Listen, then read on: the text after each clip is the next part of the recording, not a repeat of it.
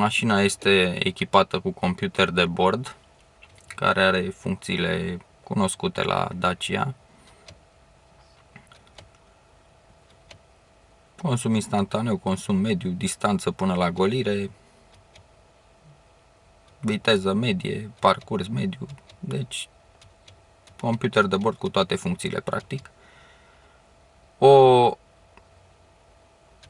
problemă aș avea cu acest computer de bord: în momentul în care iei contactul, respectiv ai oprit motorul, computer de bord revine în poziția de contor de kilometri, deci nu păstrează poziția selectată, să zicem consumul mediu. În general, oamenii o folosesc cu consumul mediu să vadă cât consum. La fiecare luare de contact trebuie să revii din nou pe buton ca să te duci unde vrei. După cum se vede, iată și consumul pe care l-am obținut noi, 7,5 litri la 100 de kilometri. Un consum foarte bun pentru un SUV. Deci totul este în regulă în această privință. Modelul pe care îl avem aici este echipat cu tapiserie din piele, iarăși o premieră la Dacia. Nu pot să nu remarc faptul că finisajele sunt, iată, se vede clar că ceva nu este în regulă aici. Pielea se simte ok. Poate scaunele ar fi trebuit să fie puțin mai ergonomice, în sensul de a avea o susținere laterală mai bună, mai ales că mașina, fiind destinată unui teren accidentat, simte nevoia unor scaune care să susțină mai bine corpul. Sistemul care permite reglarea pe înălțimea centurilor de siguranță pentru pasagerii din față este destul de simplu și funcțional, cu o cursă relativ lungă. Deci permite reglarea corectă pentru orice înălțime a pasagerului și șoferului. Scaunul șoferului are și un pseudo-reglaj pe înălțime. Sincer, atunci când ești poziționat pe... Iată, e destul de ciudat, adică în momentul în care stau pe scaun și trag de clapetă, scaunul nu are forța să mă ridice singur și atunci trebuie să faci un efort ca să ți-l reglezi, sau mai bine îl reglezi stând ca mine acum în afara mașinii. Ridici și scaunul se ridică pur și simplu. Bancheta spate este fracționabilă asimetric. Din păcate, modularitatea nu este cea pe care o așteptam la un SUV.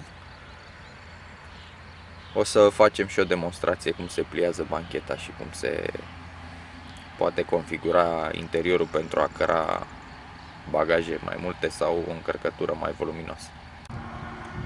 Modul de pliere al banchetelor este foarte simplu, primitiv chiar. O clapetă sus aici, tragem și cam asta e tot. Simplu și eficient, dar nu la nivelul concurenței.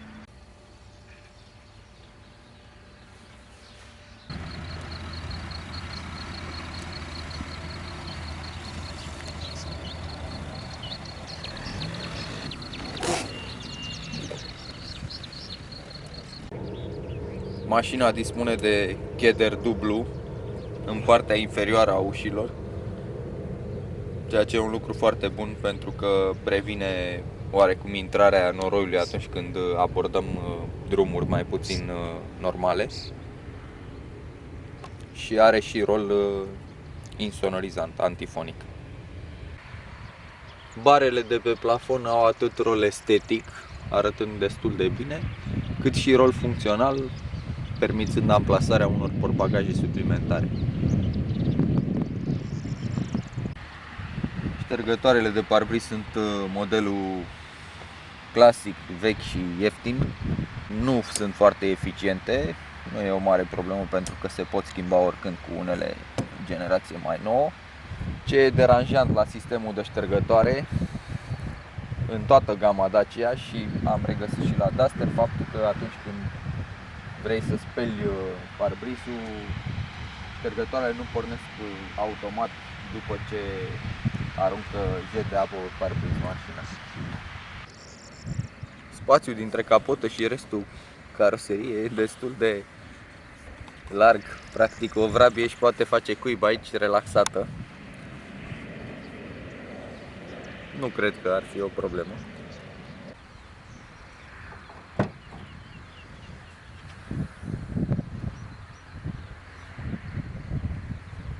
Bagajul este destul de mare. Din punctul meu de vedere nu este mai mare decât la MCV.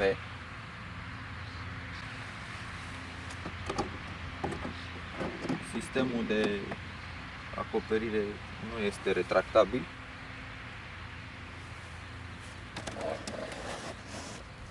Dedesubt roată de rezervă de dimensiune normală. Accesorii. Bănuiesc că trebuie să fie și cricul pe undeva. Mai sunt câteva spații de depozitare aici, unde mai poți ascunde câte ceva.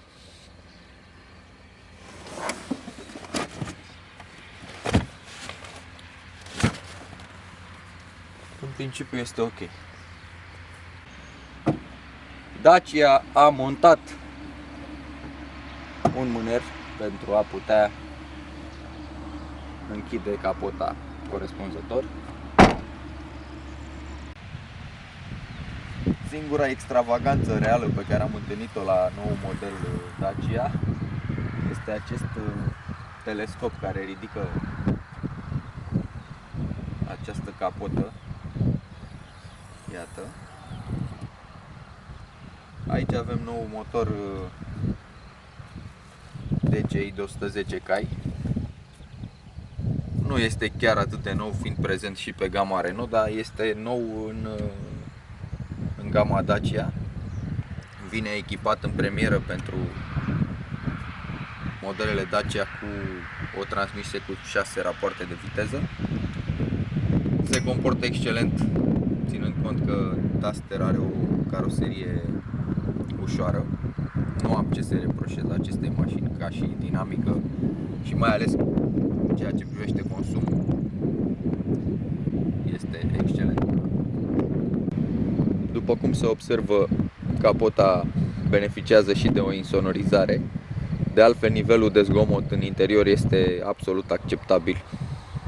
Chiar neașteptat de bun, aș putea spune, dat fiind că este vorba de un motor diesel.